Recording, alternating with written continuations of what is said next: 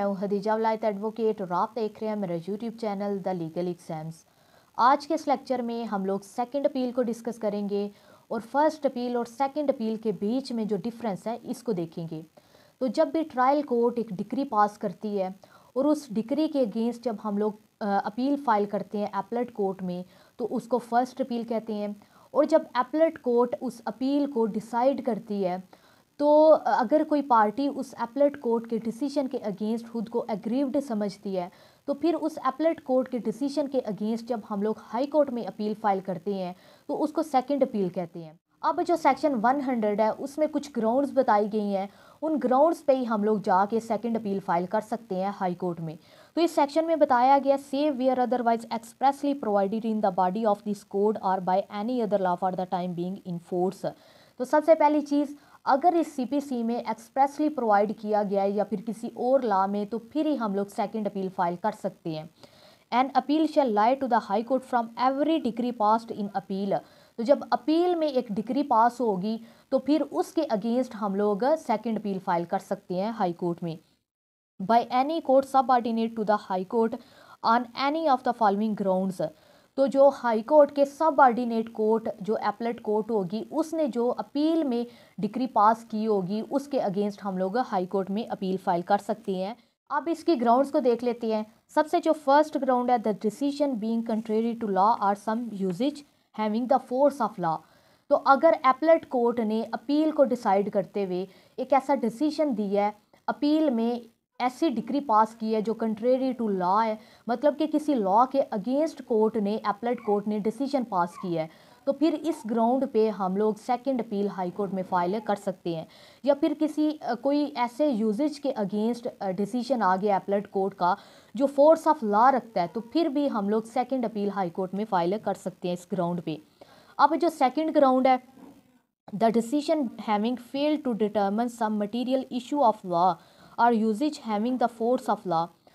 दूसरा ग्राउंड क्या है, अगर एपलेट कोर्ट ने अपील को डिसाइड करते हुए किसी मटेरियल इशू ऑफ लॉ को डिटर्मिन ही नहीं किया, उसको छोड़ दिया, या फिर कोई ऐसा यूजेज जिसको डिटर्मिन ही नहीं किया जो कि फोर्स ऑफ लॉ रखता है, तो फिर इस सेकंड ग्राउंड पे हम लोग हाई कोर्ट में अपील फाइल कर सकते हैं। थर्ड ग्राउंड है, उसमें बताया गया कि अगर एपलेट कोर्ट की प्रोसीडिंग्स में कोई ऐसा एरर था, कोई डिफेक्ट था जिसने कोर्ट के एपलेट कोर्ट के डिसीजन को अफेक्ट किया है, तो फिर उस सूरत में भी आप इस थर्ड ग्राउंड के अंडर सेकंड अपील फाइल कर सकते हैं हाई कोर्ट में। अब जो सेक्शन 102 है इसको देख लेते हैं।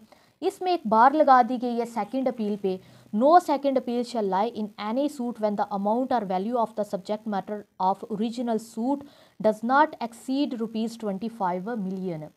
तो जब ट्रायल कोर्ट ने एक डिक्री पास की और उस डिक्री की, अगर उस डिक्री का जो सब्जेक्ट मैटर है उसकी वैल्यू अगर 25 मिलियन से कम है, तो फिर उसके अगेंस्ट फर्स्ट अपील तो फाइल की जा सकती है, फर्स्ट अपील लाई करती है, लेकिन उस डिक्री के अगेंस्ट सेकंड अपील लाई नहीं करेगी।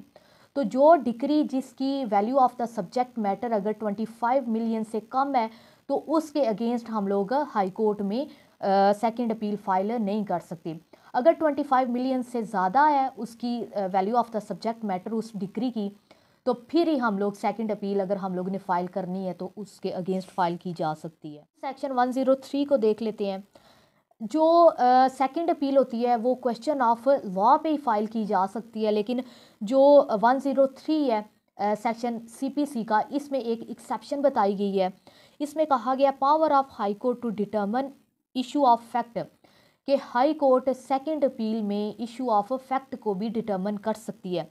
इन any second appeal the high court में, if the evidence on the record is sufficient, determine any issue of fact necessary for the disposal of the appeal which has not been determined by the lower court, lower appellate court, or which has been wrongfully determined by such court।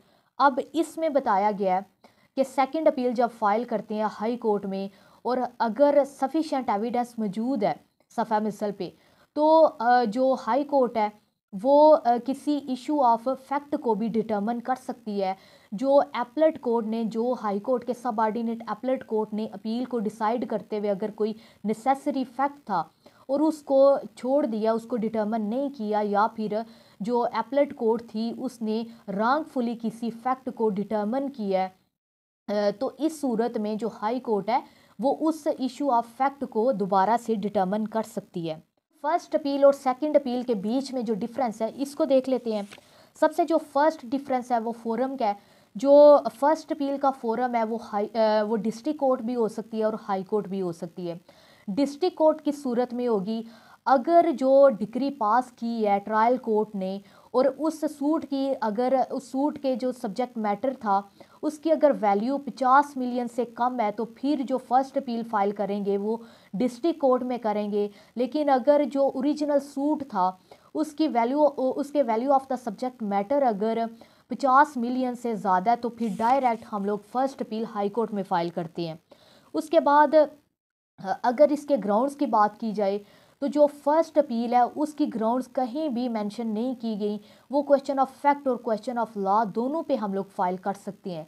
लेकिन जो second appeal है वो सिर्फ और सिर्फ जो section 100 में grounds बताई गई हैं सीपीसी में, उन्हीं ग्राउंड्स पे हम लोग सेकंड अपील फाइल कर सकते हैं। डिफरेंस है, जो फर्स्ट अपील है वो ओरिजिनल डिग्री के अगेंस्ट लाई करती है, जो ट्रायल कोर्ट ने डिग्री पास की होती है उसके अगेंस्ट फर्स्ट अपील लाई करती है।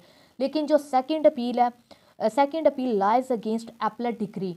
तो अपील में जो कोर्ट का डिसीजन होता है उसको जब चैलेंज किया जाता है उसके अगेंस्ट जो हम लोग अपील फाइल करते हैं एपलेट कोर्ट की डिग्री के अगेंस्ट, तो उसको सेकंड अपील कहते हैं। अब अगर इन दोनों के स्कोप की बात की जाए तो जो फर्स्ट अपील है उसका वाइडर स्कोप है और जो सेकंड अपील है उसका नैरो स्कोप है, क्योंकि इसमें सेकंड अपील में पहले तो सेक्शन 100 में बता दिया गया कि ये सिर्फ 3 ग्राउंड्स हैं, इन 3 ग्राउंड्स पे सेकंड अपील फाइल की जा सकती है। और फिर जो सेक्शन 102 है उसमें एक बार भी लगा दी गई है, तो इसलिए इसका नैरो स्कोप का डिफरेंस है। जो फर्स्ट अपील है वो क्वेश्चन ऑफ लॉ और क्वेश्चन ऑफ फैक्ट दोनों पे फाइल की जा सकती है, लेकिन जो सेकंड अपील है वो क्वेश्चन ऑफ लॉ और मिक्स्ड क्वेश्चन ऑफ फैक्ट और क्वेश्चन ऑफ लॉ पे फाइल की जा सकती है। तो ये इसके डिफरेंस थे। आई होप आप लोगों को ये लेक्चर पसंद आया है। नेक्स्ट लेक्चर में मैं आर्डर 41 सीपीसी को डिस्कस करूंगी।